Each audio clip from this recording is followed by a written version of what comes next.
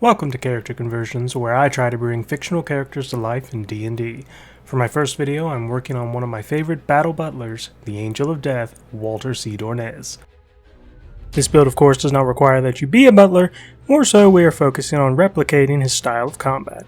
So our main goal here is to replicate the monofilament wires. For stats I'll use the standard array from the player's handbook. His strength will be an 8, let's be honest, your fighting style is more artistic and finesse than brute force. An 8 strength is just enough to be able to carry and deliver the Harkonnen to Miss Ceres Victoria. Walter's dexterity will start at 13, despite what he says he is rather spry for his old age. Constitution will be 12, nothing too impressive, you prefer to simply not be hit. Intelligence, a 14, you are rather skilled when it comes to crafting weapons. Wisdom is a 10, you knew how Alucard's powers worked and still thought you had a chance in hell at beating him. And finally, our charisma is a 15. You were able to lie about your loyalties for quite a few years after all, plus a bit more you'll see in a moment. Walter is undoubtedly a human, at first, so we'll be using the variant human. This will increase his charisma and dexterity to 14 and 16 respectively. Our skill of choice will be acrobatics to make sure we can effortlessly flip out of ventilation shafts like the badass we are. And our feat of choice will be the crossbow expert. The only thing we care about in this feat is the ability to make range attacks in melee, and you will see why. For our background, I decided to go with Guild Artisan. Hellsing could be considered a guild in some ways. This helps us replicate the political power Hellsing carries and gives insight and persuasion as skills. For a tool, take whatever your GM decides you need to be able to craft weapons like the Harkonnen and the Jackal. Then get prepared to figure out how to turn a sword of wounding into a handgun, because as far as I'm concerned, that's what the Jackal is. You also get an additional language. Take whatever fits your campaign, like taking Elven if your master is an elf. Now we get to the most important part, class. Mr. Dornez is a badass with a damn near mystical weapon. Best class for that is, of course, the Hexblade Warlock. Wisdom and Charisma as saves. For skills we take Deception and Intimidation. Our otherworldly patron grants us the Hexblade's Curse and Hex Warrior. Hexblade's Curse will allow us to mark a target within 30 feet, add our proficiency bonus to damage, crit on a 19 to 20,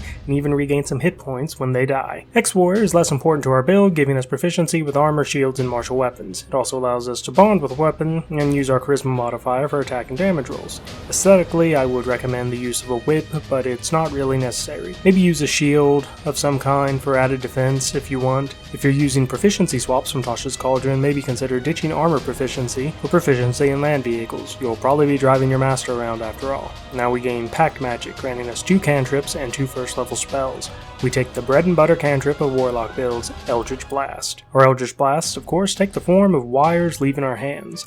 And then for flavor, we will take Prestidigitation, the best cantrip for any butler character to have, allowing you to clean, heat, or chill drinks, and even light your master's cigar like the gentleman you are. First level spells will be Shield to block any surprise ranged attacks coming our way, and Hex to increase our damage output. Second level, we get our first invocations. We take Agonizing Blast to increase the damage of our wires, and Armor of Shadows. Of course, instead of shadows, we flavor it as wires hovering around us to intercept attacks. This allows us to fight in our finest attire. At this point, I think we actually have a pretty good functioning representation of our Angel of Death.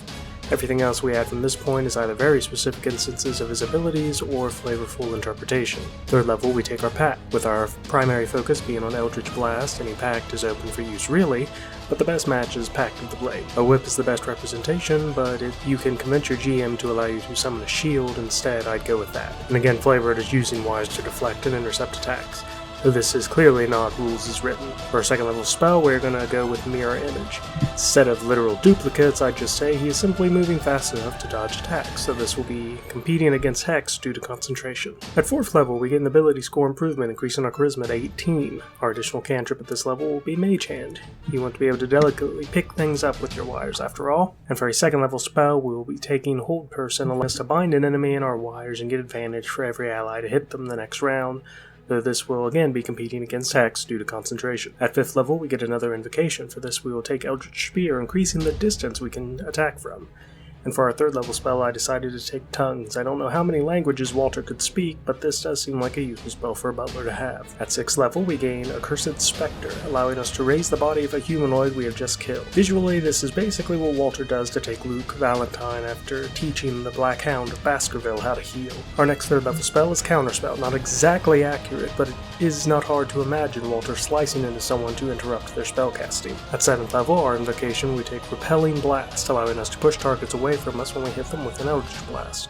Our 4th level spell will be Shadow of Moil, a great representation of those ghouls missing him in the hallway of Helsing. At 8th level we get another ability score improvement. This will bring our charisma up to 20. We have another 4th level spell we can learn here. There's nothing really Walter-esque left to take here, so fill it in as you see best. At 9th level, our invocation, we will take the Grasp of Hadar. This allows us to pull enemies towards us with our Eldritch Blast. Honestly, I think this and Repelling Blast should be one invocation.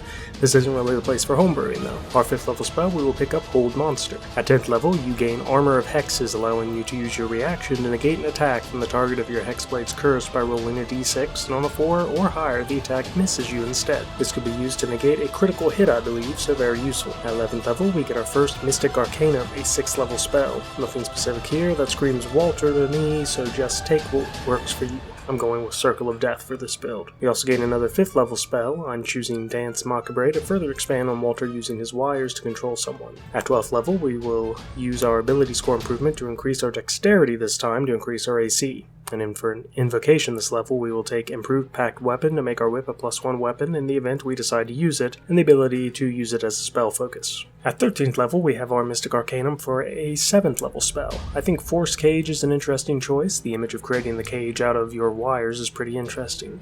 Though you could choose more offensive spell like Finger of Death as well. For our spell choice, I decided to drop down to 3rd level and go with Vampiric Touch.